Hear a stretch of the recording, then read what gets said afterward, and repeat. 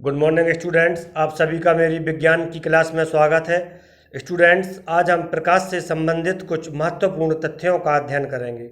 इसके पहले हम प्रकाश किसे कहते हैं और प्रकाश के परावर्तन से संबंधित नियमों और इसमें प्रयुक्त होने वाली विभिन्न परिभाषाओं का अध्ययन कर लिया है। तो स्टूडेंट्स, प्रकाश से संबंधित महत्वपूर्ण 3 तथ्य जैसे नंबर 1 प्रकाश किरण एवं किरणपुंज, नंबर 2 बिंब एवं प्रतिबिंब और नंबर 3 परावर्तन कितने प्रकार का होता है, इसका अध्ययन करेंगे। तो स्टूडेंट्स, हम सबसे पहले शुरू करते हैं प्रकाश किरण या लाइट रेस से। तो जैसा कि मैंने आपको पहले बताया था, प्रकाश किरण या लाइट रेस प्रकाश का वह छोटा भाग होता है जो एक सीधी रेखा में चलता है, अर्थात प्रकाश का वह भाग जो एक सीधी रेखा में चलता है प्रकाश किरण कहलाता है। इसे हम निम्न प्रकार से परिभाषित कर सकते हैं।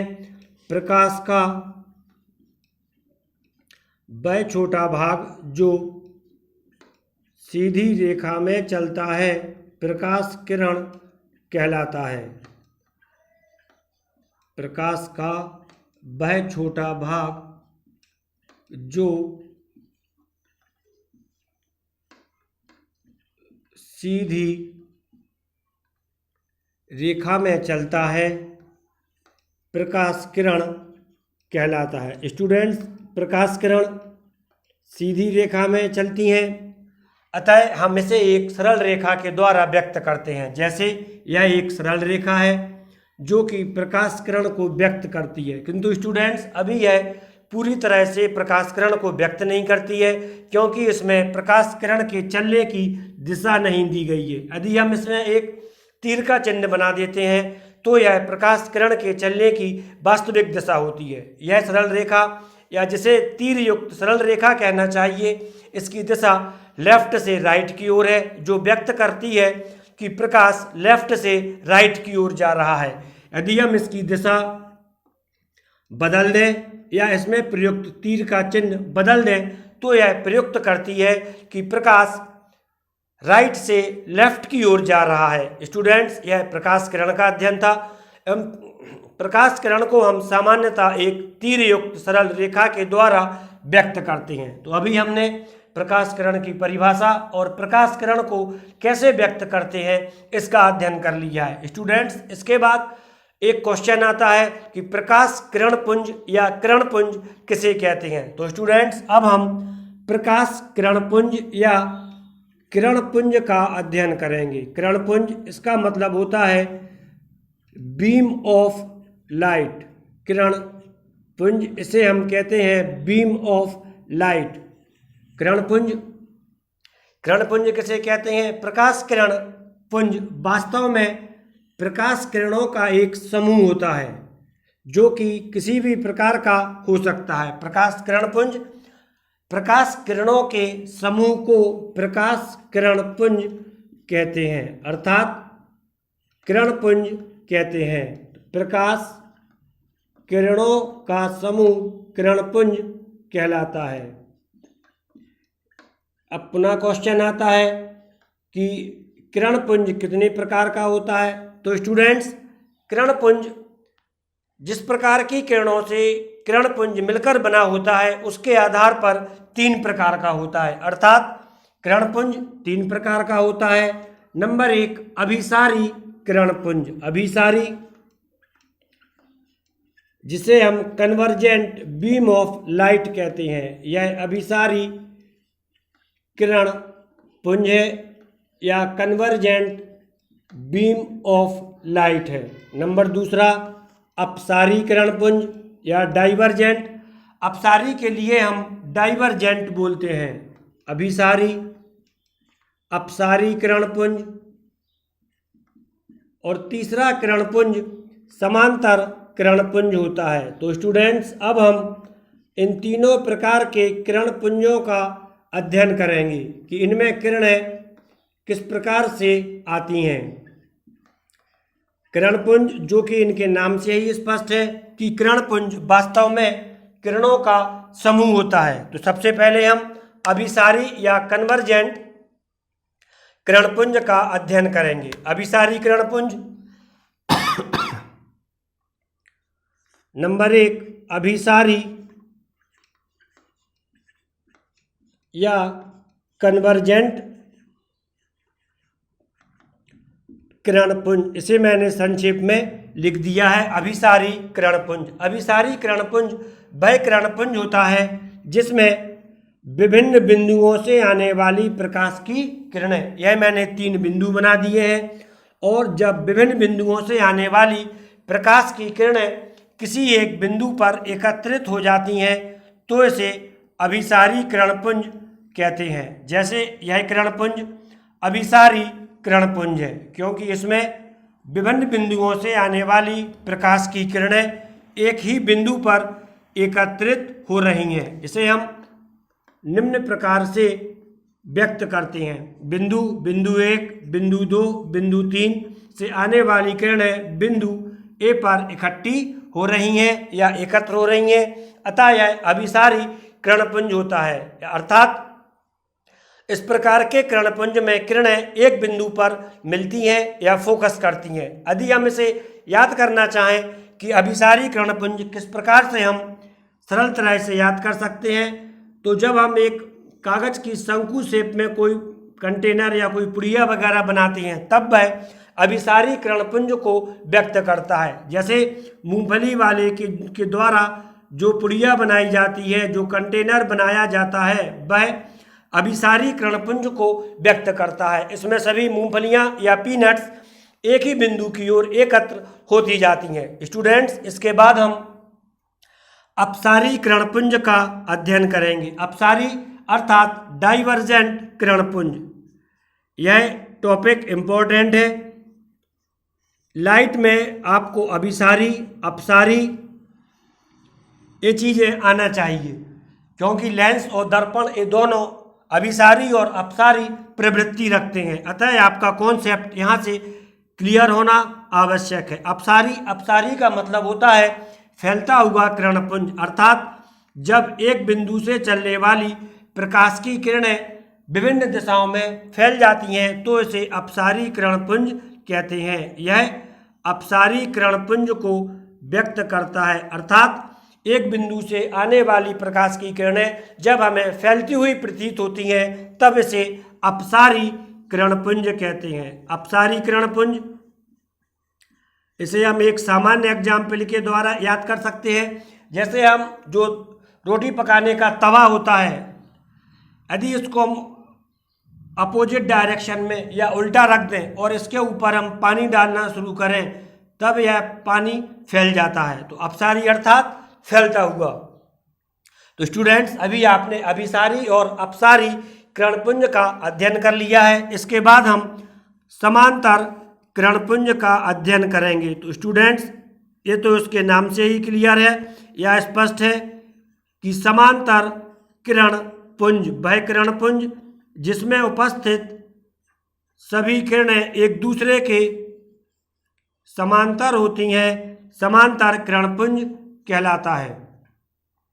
यह किरणपुंज काफ़ी दूर तक जाता है क्योंकि ये किरणें फैलती नहीं हैं, अतः हमें काफ़ी दूर तक प्राप्त होती हैं। जैसे लेज़र बीम, इसे हम बोलते हैं समांतर किरणपुंज, अर्थात वह किरणपुंज जिसमें उपस्थित सभी किरणें एक दूसरे के समांतर रहती हैं, समांतर किरणपुंज कहलाता है। तो स्टूडेंट्स, अभी आपने प्रकाश किरण किसे कहते हैं, किरणों के समूह के लिए हम किरणपुंज कहते हैं, और किरणपुंज 3 प्रकार का होता है, इसका अध्ययन कर लिया है। ये टॉपिक इम्पोर्टेंट है, आप इसका स्क्रीनशॉट ले लें। इसके बाद हम बिंब, प्रतिबिंब और बिंदु वस्तु किसे कहते हैं इसका अध्ययन करेंगे। अभी यह टॉपिक प्रकाश किरण और किरणपुंज, इसका अध्ययन आपने कर लिया है। अब इसके बाद हम एक दूसरे टॉपिक बिंब और प्रतिबिंब किसे कहते हैं इसका अध्ययन करेंगे। स्टूडेंट्स, ये तीनों टॉपिक लाइट या प्रकाश में अत्यंत महत्वपूर्ण है। आप जब भी लाइट या प्रकाश का अध्ययन करते हैं आपको इन टॉपिक में से कोई ना कोई टॉपिक का यूज़ करना होता है। इसके बाद अब हमारा जो दूसरा टॉपिक है वह है बिंब और प्रतिबिंब। हम इसका अध्ययन करेंगे। बिंब के लिए हम ऑब्जेक्ट या वस्तु बोलते हैं। इसे हम निम्न प्रकार से व्यक्त करते हैं।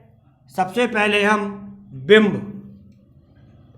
बिंब के लिए इंग्लिश में ऑब्जेक्ट बोलते हैं। अपना क्वेश्चन आता है, बिंब या ऑब्जेक्ट किसे कहते हैं? तो स्टूडेंट्स, किसी दर्पण के सामने, या एक सामान्य दर्पण है जो कि समतल दर्पण है, तो जब किसी दर्पण के सामने किसी वस्तु को रख दिया जाता है और इस दर्पण के सामने किसी वस्तु को रख दिया है, तो दर्पण के सामने जिस वस्तु को रख दिया जाता है उसे बिंब कहते हैं या ऑब्जेक्ट कहते हैं। अर्थात दर्पण के सामने रखी वस्तु बिंब कहलाती है।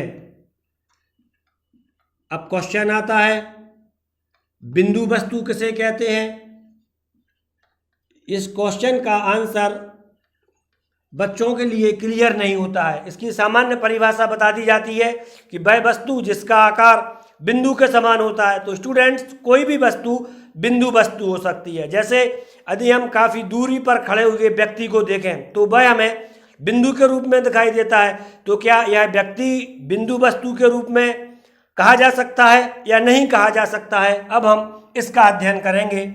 बिंदु वस्तु,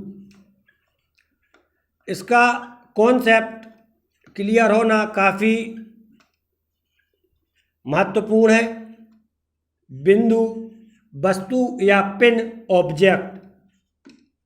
तो स्टूडेंट्स, हम यह जानते हैं कि वस्तु या ऑब्जेक्ट चाहे कोई भी हो, उसे हमेशा दर्पण के सामने रखा जाता है। इसी प्रकार बिंदु वस्तु, इसे भी दर्पण के सामने रखा जाता है, लेकिन इसकी परिभाषा हम इसके आकार के आधार पर नहीं देते हैं।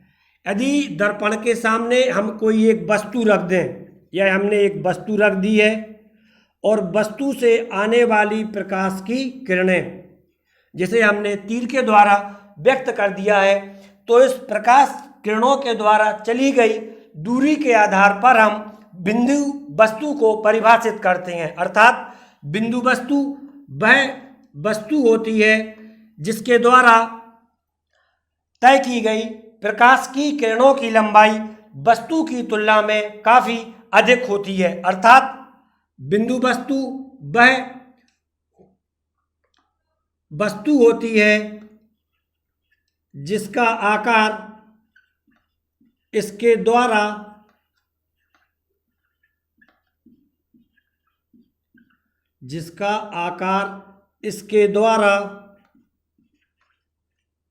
या इसकी प्रकाश किरणों के द्वारा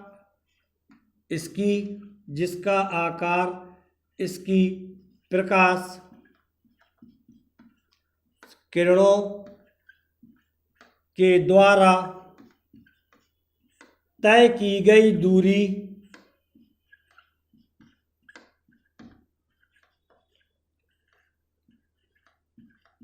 दूरी की तुलना में काफ़ी कम होता है, वह बिंदु वस्तु कहलाती है।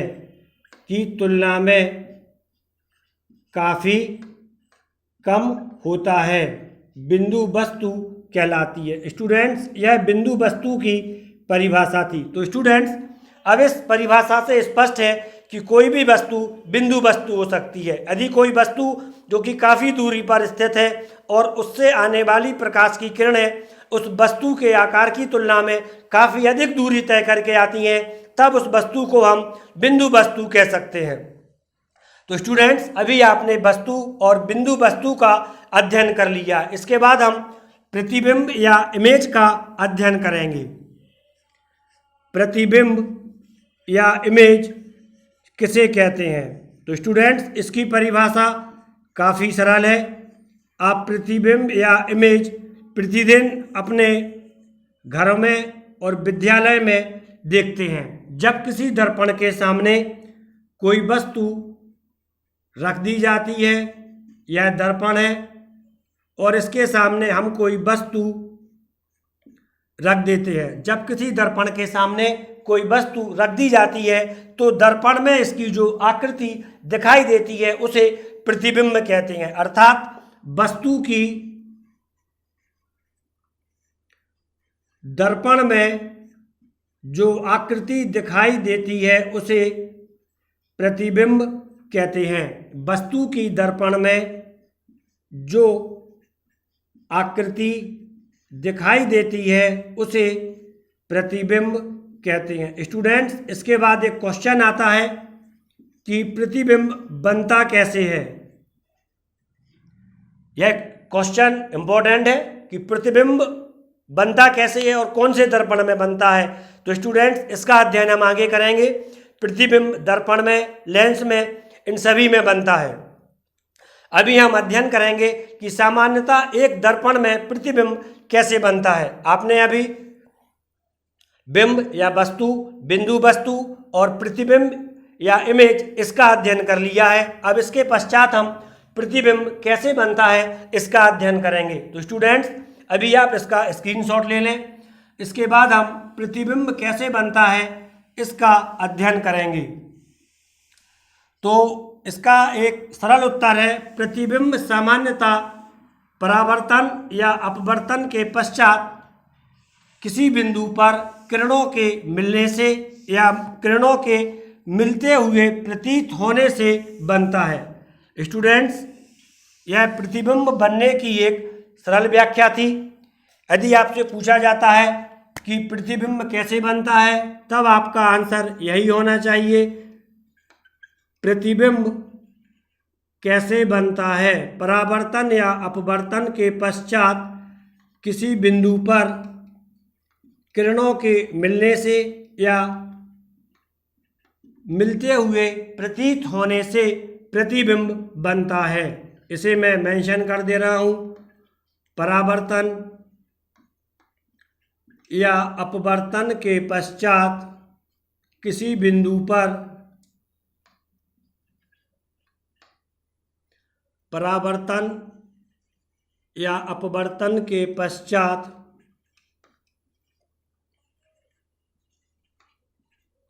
इसको आप आसानी से लिखते जाएं, पश्चात किसी बिंदु पर किरणों के परावर्तित या अपवर्तित किरणों के वास्तव में मिलने से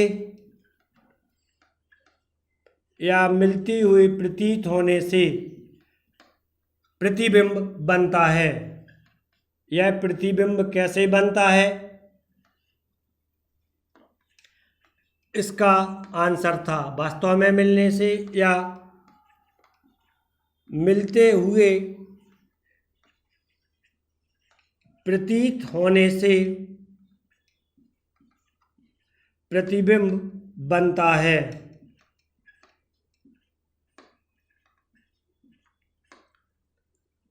प्रतिबिंब बनता है। तो स्टूडेंट्स, अभी आपने प्रतिबिंब कैसे बनता है इसका अध्ययन कर लिया है। अपना क्वेश्चन आता है कि प्रतिबिंब कितने प्रकार के होते हैं, क्योंकि इसमें दो कंडीशंस उत्पन्न हो रही हैं। पहला, जब परावर्तन के पश्चात किरणें वास्तव में मिल रही हैं, और नंबर दूसरा, जब परावर्तन या अपवर्तन के पश्चात किरणें मिलती हुई प्रतीत हो रही हैं। तो स्टूडेंट्स, प्रतिबिंब इन्हीं आधारों पर दो प्रकार का होता है। नंबर एक या वास्तविक प्रतिबिंब या रियल इमेज। नंबर दूसरा, आभासी प्रतिबिंब या वर्चुअल इमेज। बी, आभासी का मतलब जो हमें आभास देता है, या फॉल्स या वर्चुअल इमेज। तो स्टूडेंट्स, अब हम इन प्रतिबिंबों का अध्ययन करेंगे। यह मैंने शॉर्ट में लिख दिया है। वास्तविक प्रतिबिंब वह प्रतिबिंब होता है जो, ये मैंने शॉर्ट में लिख दिया है, परावर्तन या अपवर्तन के पश्चात किसी बिंदु पर किरणों के वास्तव में मिलने से बनता है। किरणों के वास्तव में मिलने से बनता है। इसी प्रकार आभासी प्रतिबिंब वह प्रतिबिंब होता है जो परावर्तन या अपवर्तन के पश्चात किरणों के मिलते हुए प्रतीत होने के कारण बनता है। परावर्तन या अपवर्तन के पश्चात किरणों के मिलते हुए प्रतीत होने से बनता है। तो स्टूडेंट्स, यह वास्तविक प्रतिबिंब और आभासी प्रतिबिंब का अध्ययन था। मैंने इनकी परिभाषाएं आपको बता दी हैं। इसका विस्तृत अध्ययन हम आगे करेंगे। अब क्वेश्चन आता है कि वास्तविक प्रतिबिंब कैसा बनता है। तो वास्तविक प्रतिबिंब यह उल्टा बनता है। वास्तविक प्रतिबिंब उल्टा बनता है, जबकि आभासी प्रतिबिंब सीधा बनता है। वास्तविक प्रतिबिंब को हम पर्दे पर प्राप्त कर सकते हैं। वास्तविक प्रतिबिंब को हम पर्दे पर प्राप्त कर सकते हैं। आभासी प्रतिबिंब को हम पर्दे पर प्राप्त नहीं कर सकते हैं। इसको हम पर्दे पर प्राप्त नहीं कर सकते हैं स्टूडेंट्स।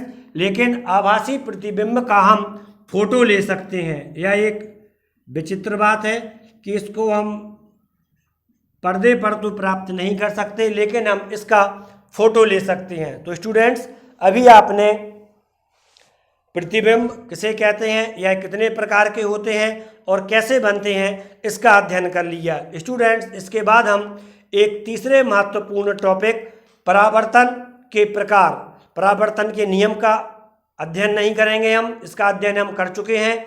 हम परावर्तन के प्रकारों का अध्ययन करेंगे कि परावर्तन कितने प्रकार का होता है। तो स्टूडेंट्स, अब आप इसका स्क्रीनशॉट ले लें। इस क्वेश्चन में आपको वास्तविक प्रतिबिंब और आभासी प्रतिबिंब का आंसर भी प्राप्त होता है, जो कि इम्पोर्टेंट है। तो अब हम इसके पश्चात परावर्तन कितने प्रकार का होता है, इसका अध्ययन करेंगे। स्टूडेंट्स, परावर्तन किसे कहते हैं, इसका अध्ययन हम कर चुके हैं कि प्रकाश किरणों के किसी परावर्तक पृष्ठ से टकराकर वापस लौटने को परावर्तन कहते हैं। इसका मैं यहाँ पर एक बार रिवीजन करा दे रहा हूँ। परावर्तन प्रकाश किरणों के किसी परावर्तक पृष्ठ से टकराकर वापस लौटने को, प्रकाश किरणों के किसी परावर्तक तल से टकराकर वापस लौटने को प्रकाश का परावर्तन कहते हैं। स्टूडेंट्स, यह परावर्तन की एक सरल परिभाषा थी। परावर्तन के नियमों का हम अध्ययन पहले ही कर चुके हैं। परावर्तन का जो चित्र बनता है, इसमें मैं आपको एक बार आपतन कोण, परावर्तन कोण, इसका रिवीजन करा दे रहा हूं।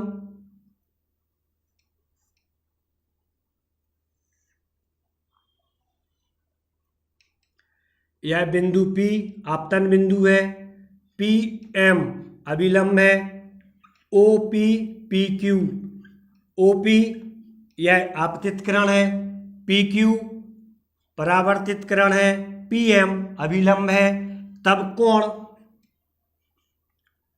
OPM, कोण OPM यह आपतन कोण है, जिसे हम कोण I के द्वारा व्यक्त करते हैं। I अर्थात एंगल ऑफ इंसिडेंट। इसी प्रकार कोण MPQ, कोण MPQ परावर्तन कोण है। ये दोनों कोण बराबर होते हैं। यह परावर्तन का प्रथम नियम है। परावर्तन कोण के लिए हम एंगल R से व्यक्त करते हैं। एंगल ऑफ रिफ्लेक्शन परावर्तन कोण को व्यक्त करता है। यह परावर्तन का पहला नियम था। तो अभी हमने परावर्तन के नियमों का रिवीजन भी कर लिया है स्टूडेंट्स। इसके बाद परावर्तन का दूसरा नियम होता है आपतित किरण। इसको शॉर्ट में लिख दिया है। आपतित किरण, परावर्तित किरण और अभिलंब तीनों एक ही तल में होते हैं। एक ही तल से मतलब है कागज के तल में या बोर्ड के तल में। ये तीनों बोर्ड के तल में है, अर्थात इस तरह से हैं। इसको हम इस तरह से समझ सकते हैं, आपतित किरण, परावर्तित किरण और इस तरह से, नहीं दिख रहा होगा और यदि यह इस तरह से होता है इसके परपेंडिकुलर, तब यह बोर्ड के तल के लंबवत या कागज के तल के लंबवत कहलाता है। तो ये तीनों एक ही तल में होते हैं। यह परावर्तन के नियमों का रिवीजन कर लिया है। हमारा टॉपिक था परावर्तन के प्रकार। तो स्टूडेंट्स, परावर्तन मुख्यतः दो प्रकार का होता है। नंबर 1 नियमित परावर्तन और नंबर दूसरा अनियमित परावर्तन। अपना क्वेश्चन आता है कि नियमित परावर्तन किसे कहते हैं और अनियमित परावर्तन किसे कहते हैं। नंबर 1 नियमित परावर्तन या रेगुलर परावर्तन, नंबर दूसरा अनियमित परावर्तन। इनकी परिभाषा बिल्कुल सरल है और इनका हम दैनिक जीवन में भी उपयोग करते हैं। नियमित परावर्तन और अनियमित परावर्तन। तो स्टूडेंट्स, नियमित परावर्तन हम पहले इसका अध्ययन करेंगे। नियमित परावर्तन,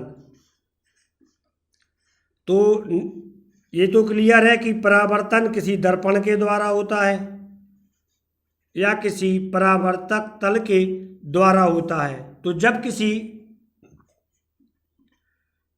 परावर्तक तल या एक परावर्तक तल है, माना यह समतल दर्पण है, जब किसी समतल दर्पण पर कोई समांतर किरणपुंज इस प्रकार से आपतित हो, यह आपतित होने वाला समांतर किरणपुंज है और परावर्तन के पश्चात भी हमें पुनः समांतर किरणपुंज ही प्राप्त होता है। तो इस प्रकार का परावर्तन नियमित परावर्तन कहलाता है, अर्थात वह परावर्तन जिसमें हमें आपतित होने वाले समांतर किरणपुंज से परावर्तित किरणपुंज प्राप्त होता है या परावर्तित समांतर किरणपुंज प्राप्त होता है, नियमित परावर्तन कहलाता है। परावर्तित समांतर किरणपुंज प्राप्त होता है, यह नियमित परावर्तन कहलाता है। तो स्टूडेंट्स, अभी आपने इसका अध्ययन कर लिया है। नियमित परावर्तन अर्थात यदि हम धूप में किसी समतल दर्पण को ले जाएं और इससे छाया में प्रकाश किरणों को पुश करें या छाया की ओर से प्रकाश किरणों को ले जाएं, तब हमें जो परावर्तन प्राप्त होता है वह नियमित परावर्तन या रेगुलर परावर्तन प्राप्त होता है। इसके बाद हम अनियमित परावर्तन का अध्ययन करेंगे। अनियमित या इर्रेगुलर परावर्तन। स्टूडेंट्स, अनियमित या इर्रेगुलर परावर्तन यह ज़्यादा इम्पोर्टेंट है क्योंकि इसका दैनिक जीवन में काफ़ी अधिक उपयोग होता है। इसमें हम जो परावर्तक सतह लेते हैं, परावर्तक सतह या परावर्तक तल, वह समतल दर्पण की भांति स्मूथ ना होकर जिगजैग होती है और जब इस परावर्तक तल पर कोई प्रकाश की किरण गिरती है तब यह परावर्तित प्रकाश की किरण किसी भी दिशा में फैल जाती है। यह समांतर किरणपुंज के रूप में नहीं फैलती है बल्कि परावर्तन या परावर्तित किरणें विभिन्न दिशाओं में फैल जाती हैं। इसे विसरित परावर्तन कहते हैं। परावर्तित किरणें विभिन्न दिशाओं में फैल जाती हैं, इसे अनियमित परावर्तन कहते हैं। स्टूडेंट्स, इसका दैनिक जीवन में काफ़ी अधिक इम्पोर्टेंस है। अब हम उसका भी अध्ययन करेंगे।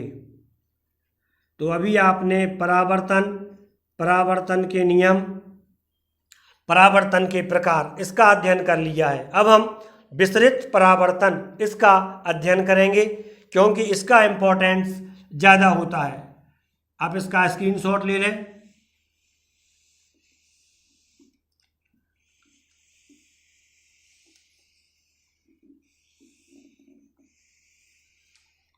विसरित परावर्तन के उपयोग। तो स्टूडेंट्स, दरवाज़ों और खिड़कियों पर जो कांच लगाए जाते हैं, यह सूर्य के प्रकाश को कमरे के अंदर चारों दिशाओं में फैला देते हैं। यह विसरित परावर्तन है और यह विसरित परावर्तन का पहला उपयोग है। नंबर 1, खिड़की या दरवाजे के कांच। खिड़की या दरवाजे के कांच।